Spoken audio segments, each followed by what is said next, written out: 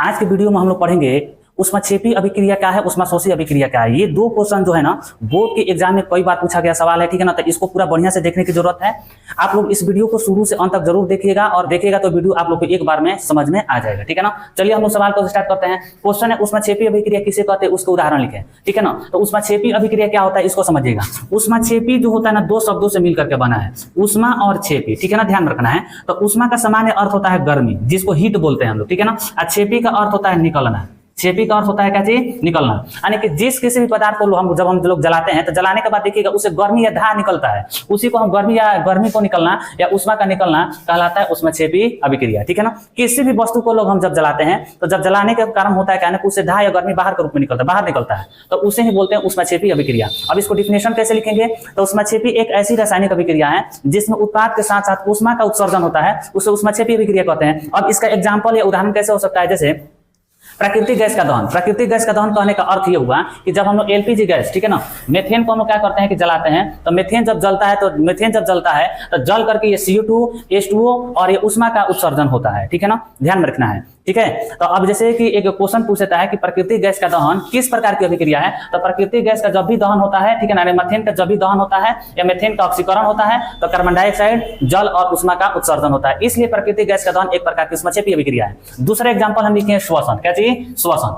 श्वसन भी कई बार एग्जाम में क्वेश्चन पूछा गया ऑब्जेक्टिव के रूप में कि श्वसन किस प्रकार की अभिक्रिया है, ठीक है ना। तो याद रखना है कि जब श्वसन की क्रिया होता है तो ग्लूकोज का ऑक्सीकरण होता है, ग्लूकोज का ऑक्सीकरण होता है तो ग्लूकोज टूट करके CO2 कार्बन डाइऑक्साइड गैस के रूप में, H2O जल के रूप में, और ध्यान रखिएगा इससे से ऊष्मा का या ऊर्जा का उत्सर्जन होता है। तो ऊर्जा जो होता है किसके रूप में निकलता है, ऊष्मा के रूप में निकलता है। इसलिए ध्यान में रखिएगा ये क्वेश्चन जो होता है ना पूछता है कि श्वसन किस प्रकार की अभिक्रिया है, तो श्वसन एक प्रकार की ऊष्माक्षेपी अभिक्रिया है, ठीक है ना। एक बार फिर से रिपीट कर रहे हैं कि श्वसन एक ऐसी रासायनिक अभिक्रिया है जिसमें उत्पाद के साथ साथ ऊष्मा का उत्सर्जन होता है, ठीक है ना। एग्जांपल के तौर पर प्राकृतिक गैस का दहन और श्वसन, ध्यान रखिए दोनों ऐसी क्रियाएं हैं जिसमें उत्पाद के साथ साथ ऊष्मा का उत्सर्जन होता है। जैसे यहाँ पर देखिएगा, जैसे मीथेन का जब ऑक्सीकरण होता है तो उत्पाद के रूप में CO2 गैस बनता है, H2O बनता है और इससे ऊष्मा बाहर निकलता है, इसलिए प्राकृतिक गैस का दहन एक ऊष्माक्षेपी अभिक्रिया है। दूसरा एग्जांपल श्वसन। तो श्वसन जब भी क्रियाएं होती है तो उसमें ग्लूकोज का ऑक्सीकरण होता है, ठीक है ना। जब हम लोग सांस लेते हैं तो हमारी कोशिकाओं में ग्लूकोज का ऑक्सीकरण होता है और ऑक्सीकरण होने के साथ साथ इसमें उत्पाद में कार्बन डाइऑक्साइड गैस, जल और ऊर्जा का उत्पादन होता है। तो ऊर्जा जो होता है ना, ध्यान रखिएगा ऊष्मा के रूप में बाहर निकलता है, ठीक है ना, कोई भी कार्य करते हैं। तो इस प्रकार से प्राकृतिक गैस का दहन और श्वसन एक प्रकार की ऊष्माक्षेपी अभिक्रिया का उदाहरण है। नेक्स्ट हम लोग पढ़ रहे हैं ऊष्माशोषी अभिक्रिया क्या है।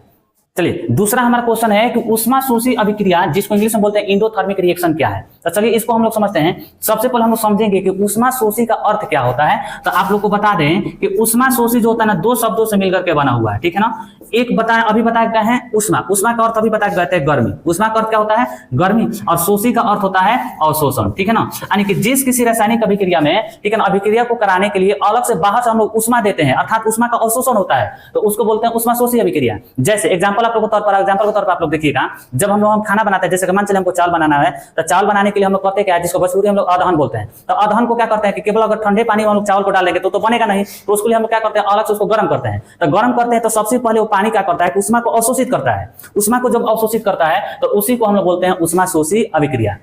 दूसरा एग्जांपल, ठंडी के दिन में हम लोग करते हैं क्या है कि आग हम लोग करते हैं, जिसको हम अलाव बोलते हैं। जब हम लोग आग के पास हम लोग क्या करते हैं, अपने देह को, शरीर को सेकते हैं, तो हमारा शरीर करता क्या है कि धाह को, गर्मी को क्या करता है, अवशोषित करता है, तो उसी को बोलते हैं अवशोषण या ऊष्माशोषी अभिक्रिया, ठीक है ना। तो इसको बोलेंगे कैसे, वैसी रासायनिक अभिक्रिया जिसको कराने के लिए या अभिक्रिया को संपन्न कराने के लिए अलग से ऊष्मा देनी पड़ती है, तो उसी को हम लोग बोलते हैं ऊष्माशोषी अभिक्रिया। अब इसको एक एग्जाम्पल के माध्यम से, जैसे मान से चलिए किसी जलावन को या किसी वस्तु को जलाना है, तो जलाने के लिए अगर ठीक से जलता नहीं है, ठीक है ना, अगर कोई जलावन है भींगा हुआ है और वो ठीक से जलता नहीं है, तो उसको हम लोग करते क्या है कि उसको अलग से धा देते हैं, गर्मी देते हैं, ठीक है ना, या उष्मा देते हैं। जब हम लोग उसको उष्मा देते हैं तो क्या करता है कि वो वस्तु उष्मा का अवशोषण करता है, और शोषण होने के बाद वो क्या होता है, जलता है। तो जिस रासायनिक अभिक्रिया में उष्मा का अवशोषण होता है उसे ऊष्माशोषी अभिक्रिया के नाम से हम लोग जानते हैं।